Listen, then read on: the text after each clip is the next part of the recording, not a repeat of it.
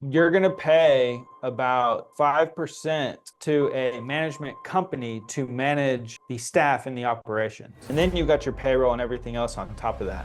You could go spend the next 40 days trying to figure out the next steps, find some investors, speak to banks. Then you submit the offer, or you submit the offer and they say no. You can't get to the next steps until you actually have a deal. Don't be afraid of putting deals under contract and going for it, because really it's what you need to do to get to the next steps and actually get them done. There were actually a couple RV parks that I was looking at. Got a lot of information about kind of, because I'm a full-time RVer, so I see a lot of RV parks. I talk to a lot of RV people, but hearing a broker's perspective of the market and everything, it was actually really interesting. But I do have one that I want to discuss. It just came on the market. Which one do you want to look at? It's Classy RV Park. All So, right, so tell me about it. well, when I first ran the numbers, it seemed like they listed it kind of like as almost as an amateur. Like if I was going to put numbers together on this, like they came out exact. Like I think it was a six cap, 90% occupancy, 50% OpEx. If you run those numbers like that, it comes out to 3.3 million what they have it listed at. Once you look at the OM, the numbers come out a little differently, but it still doesn't seem like a bad deal. Some of the questions that I kind of had about it, like what's the seller's motivation? It says in the description that the owner is also the manager, like they manage the property, but they also live on site. I don't know if they're living in that barn dominium or if they live in an RV. So would they still need to live there? There doesn't seem to be a lot of opportunity with the property itself because there's power lines that run through. If you go back up to that picture where the trees were, it runs through like the back half. Yeah. Yep, right here. Yeah. So they do have storage. They have propane on site. They have a lot of the kind of on site amenities that, RVers really kind of look for so they don't have to travel too far. And it's kind of out of the way from a lot of things, which I know can be, somewhat of a negative, but I think there's still, an upside to that. People like to get away. Not everybody's into glamping, but it also seems like they don't keep a lot of good books because you can see some missing information from 2022 and 2023. It almost looks like they just put together books when they decided to list it.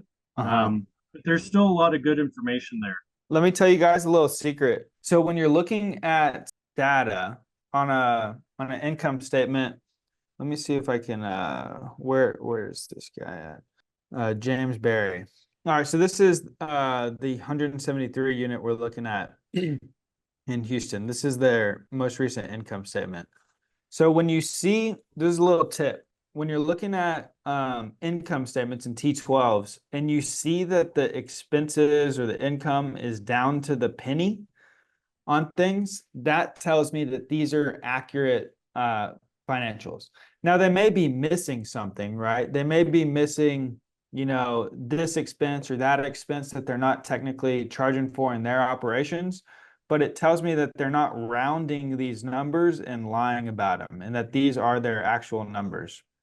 So just a little tip, when you're looking at T12s, look for as much detail as possible, and that means that these are most likely accurate numbers. Like here, they could have just rounded to the nearest dollar, potentially, but also it would make me feel better if it was down to the penny on how Yeah. much they were spending. But keep on going, DJ. Um, so I kind of ran the numbers and, with what I see in here, with the 7.5 cap, which I'm assuming is kind of on par for this, I came to a value of 3.12 million. But And they're they're at also, they're at 3.3, right? yeah. And so like they list the occupancy on that page is 90%, and they say historically it's been at 90%, but down in the financials it shows it at I think 87%. They have a 13% vacancy rate. As of But today. it only yeah, I think Yeah. it was down on the next sheet down, but Yeah. Well, let's run let's through go it for it. because I agree with you. Go. I've seen this deal, and I think that it is good. Do you know the current rents that it has on it? I'm just gonna ask Yeah, you that way I can write them out. they're averaging at 490. So 490. There's Um, 96 pads. and on this 490, do you know if that's including electric or are they charging that back? It says they're it says electric not included. And that was another question that I was going to have. I know monthly, a lot of times they do not include electric. They actually read meter, and they, having lived here, I understand how that works. But usually the weeklies and dailies don't pay extra electric. Yeah, it's different parks will run them different ways, as you know. Like at ours, I believe I'm fairly positive that everybody gets charged, maybe not the nightlies for the electric use, and that's just included in the nightly rate. But we do charge the weeklies and we do charge the monthlies, and we go and we read their meters. But I'm just going to point it out because, like you mentioned, you'd said you're not sure if there's that much opportunity with it. There potentially is. It just might not be adding additional slots, right? There's Yeah, still a lot of opportunity with these that could be like, for example, if this one was including the electric in this 490, then an opportunity with the deal would be to cease that and start charging back electric if the market and competition allowed you to. And that would raise your NOI significantly, right? Just another thing I'm trying to point out, like a good way for you and everybody here to spot opportunity is not necessarily just adding more slots and build more units and stuff, but it could just be charging back the electric or raising the rents, by $100. That would create a tremendous amount of opportunity and value with this deal. yeah. And I did project that too, like raising it to 525, and then kind of looking at like how they did marketing and flyers and stuff like that. I mean, I don't know how they did it, but I saw their expenses for it. It's Yeah. not much. So Well, it sounds to me like it's a word of mouth, people that already know about the park. yeah. Well, let's run through the numbers. 490, 96 slots. I would run it at 90%. I think that that's okay to run it at 90% occupied. I did that at 90%, but then I also used their 87%. I got Okay. Let's 508,032. let's use 90 here times 12 times 0.9. So 508, that's right. And they're saying theirs is 456 and 498. So basically the same thing, right? 498. So it's pretty close. It doesn't look, unless the electric is included in gross sales. Oh, you guys can't see. Can we split screen me? They show electric. They show Well, it down. yeah, this is their charge for electric, but they're Right. not showing it as income of them charging it back unless this is included in gross sales, which it could be. Um, so for other income for the electric, And that uh, that was my question about the electric. Because yeah, if you look down at the comparables, uh-huh. it shows them as electric's not included. Yeah, I don't think electric is included here because their electric bill in 23 was 104,000. And so if that was the case, then their, rents would really be like 420,000 versus close to this 500 number. Now, you're not going to charge back 100% of the electric. You're going to have common area electric, etc. Some tenants are going to roll out and you're not going to get to charge them. There's a little space there, but you should be charging back a good 75, 80% plus at a minimum of electric back to the residents. So like in this case, it would be about, uh, you know, give or take like $80,000 worth of electric. The utilities are really high. I mean, these utilities make up a big percentage of the total expenses for these parks. But you should be charging back the electric here, which should be about, let's just say $80,000 a year for this park. So where does that put us? So I don't know this market. Huntsville in Texas, this is a prison town. So a lot of the jobs and stuff service the prison. I don't know That's this what market and the comparables and everything. Now, this 490 might include the electric, right? And so if you're going to charge back electric, the market might only allow like 400 a month plus the electric. I'm not sure if the market would support 490 plus electric if they're not doing it, and the comps don't show that. Does that make sense? it does. So you're saying that the comps show that electric is included at these rates? No, it's not. It's not. So the No, comps are showing. but if you scroll down and look at the comps, it shows that they don't include electric either. And they actually show that because they have a lot of demographics in there. It actually shows that the Where's your employment is mostly where's your comps? Here? um it might be all the way at the bottom. I don't remember where I saw the comps. I Well, might be just confusing it too with another part. just help me understand. So the 490, you think you can charge electric on top, correct? I mean, at that rate, I would expect to. Okay. All right. Well, let's run it at that. So what's our gross income here? 588. All right. So There's also, 588. yeah, do we want to include propane, laundry, and storage as well?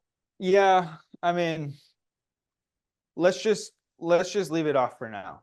I would assume worst case scenario, you don't get much in propane sales unless storage is a big piece of this operation. Let's just leave it off for right this second. And then also the laundry, it'd probably make up about like $1,000 a month, depending on how much they charge and how much people use it. Sorry, Yeah, not $1,000 a month, so 12,000 a year. Like yeah, ours we make about 1,800 a month. We've got a full set of all the nice ones that pay $2 a load, and everybody there uses it. So we make about 1,800 a month on ours. yeah, But and that's let's what leave their off. financials showed is 14,400 for the year for laundry. Cool. All right, let's leave off for right now though, just because I don't think they're charging back, and they don't even show that in here, which is I assume they might be including it here in gross sales, but let's just say 588 because this is much higher than their number anyways. Your expenses here, DJ, are going to be about 45%. Okay. They have a 52. They have it at 52, Yeah, and theirs would be even higher because they're not charging a management fee. You're going to pay about 5% to a management company to manage the staff and the operations. It'll be about 5% is the going rate here in Texas. And then you've got your payroll and everything else on top of that. Now, in your case, maybe you buy this deal and you don't want to hire a management company, and you are the management company, and your fund, your syndication can pay you, your company, to manage that 5%. That's okay too. But it's very important that you include it in the expense because your buyers at the time when you sell this, and the banks and everybody included, are going to want to see that expense factored in. And 5% is the going rate here in Texas. So so we're keeping 55% as our NOI. So where does that leave us? 323, right? well, I did that one wrong. I got 264, but I think I did it backwards. Yeah, 323, 400. All right. So this is good. Your NOI is going to be much higher than theirs once you come in and streamline operations and figure out, I don't have the answer, but figure out the discrepancies between charging back the electric, the additional income. It doesn't look like any of that's included in their financials here. Like even laundry income, they're leaving blank right here, right? Yeah, they just Unless have the they, estimated for 2024. right. Figure that piece out. But once you come in and streamline the operations, it'll be pretty simple and easy to do. It'll probably take you a few months to get everything the way that you want it. But I don't doubt if this is correct, you can charge 490 and charge back the electric that you're going to be, plus 320 on NOI. Now, this isn't even including a rent raise to 525, for example, which would bump it, that much further. But here, Right. the numbers look good. What you're gonna need for to go get a loan on this.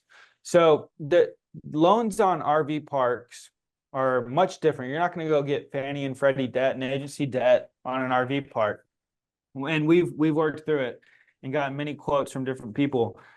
One of the best quotes we got was the most recent one, and it was actually someone from Marcus and Millichap, I believe, in their finance department, and we can connect you. But he went out and got a quote from a life insurance company, and that life insurance company quoted at 6.25%. It'd likely be P&I payments, amortized over 25 years on a 5-year term.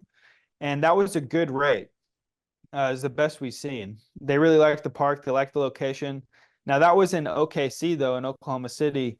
They may not like Huntsville, Texas that much, but that's the lowest we've ever seen. And so your rate more likely is going to be at this point in time is probably going to be about 7.5 to 7.75, give or take.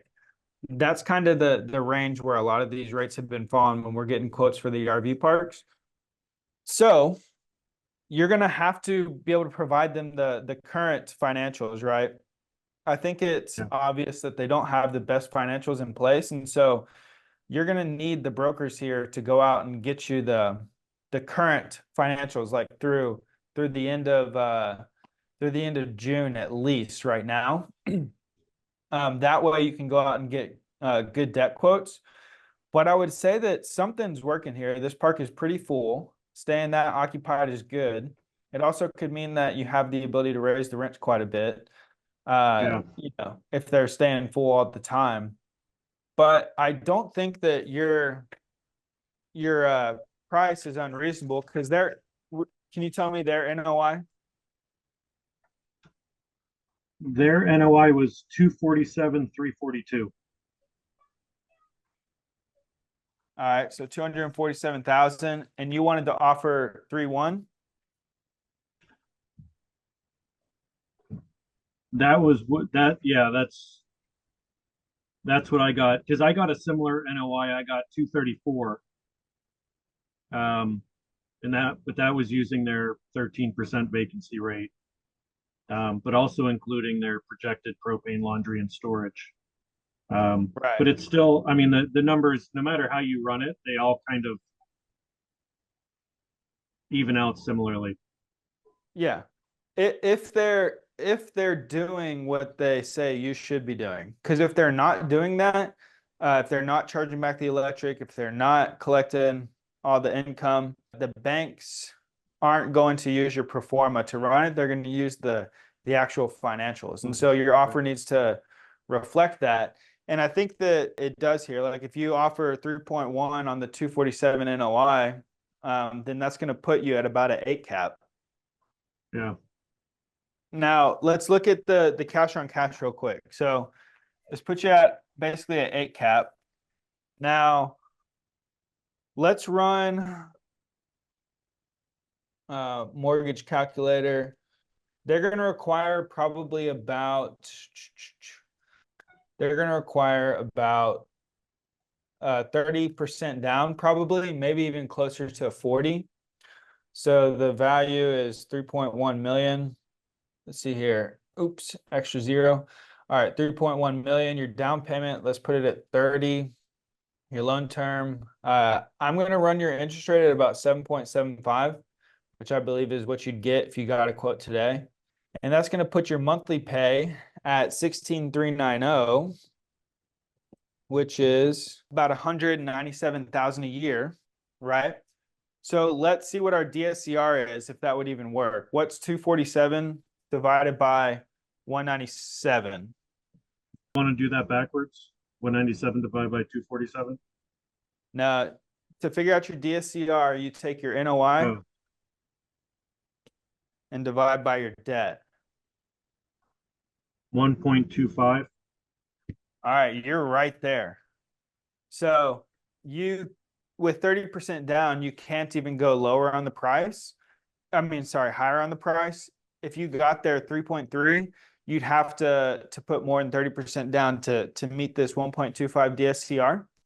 But you're right there. So that actually works with 3.1 million, 247 current actual NOI, and your debt at 7.75, 25-year AM to be able P&I payments to make this work.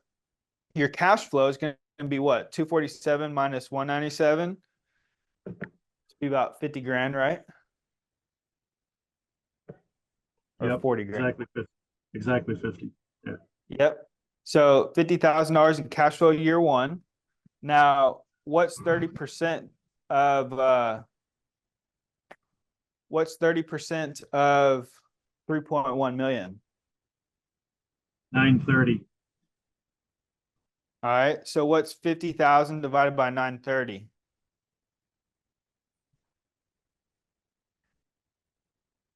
5.4%.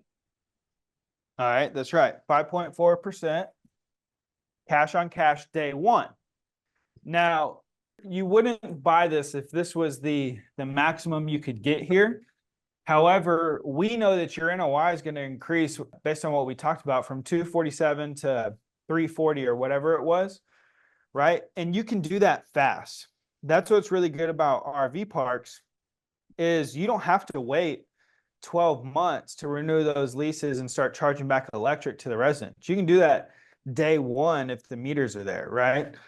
So you can start moving through your business plan execution very fast here. Month one, month two, month three, you could have this thing completely turned around and printing a much higher cash flow and cash on cash. And I believe that that will be the business plan here, right? Now, also too, when you raise the NOI, what did we come up with? 323.